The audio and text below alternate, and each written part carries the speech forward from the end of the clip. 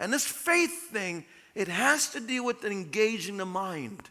And you know what Jesus did when he engaged the mind of his disciples? He did things, he said things to them at times. He said to them, you of little faith. In other words, he never wanted them to stay having no faith or weak faith that could be categorized little faith. In fact, it was one time when people were hungry and he wanted to work a miracle. And this is going to be his second time working a miracle, feeding thousands of people. And the disciples, they're talking among themselves. Where are we going to get food to feed these people? These people are hungry. You know how people are when they get hungry, they get crazy. We don't want these people around us. Let's feed them. And so Jesus, according to Matthew 16, verse 8 and 9, aware of their discussion, Jesus asked, you of little faith. He didn't call their names. Look at the term he used to describe them. You of little faith. Why are you talking among yourselves about having no bread? Do you still not understand? Don't you remember the 5 loaves for the 5,000 and how many basketfuls you gathered?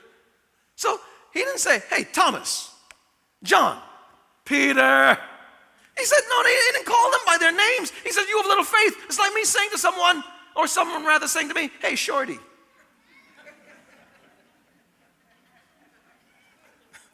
Don't you say that to me, because I may be short, but I'm fierce. But I want you to understand, it's like Jesus is saying, you of little faith, not even calling them by their name. He's using another descriptor. You of little faith. What is he saying to them? He's engaging their mind. Don't you remember what happened just a short while ago? And that's one of the best ways for us to develop faith, when Jesus engages our mind. Let me ask you the question. What are some miracles that Jesus did for you 6 months ago, 12 months ago?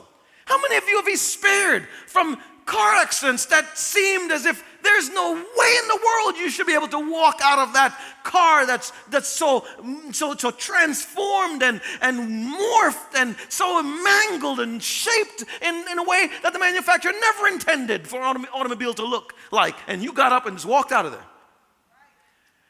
And don't you remember when the doctor said you couldn't have any children, and here you are on your sixth, and here you are, and you're thinking about, don't you remember? How could you forget? That's what Jesus was saying.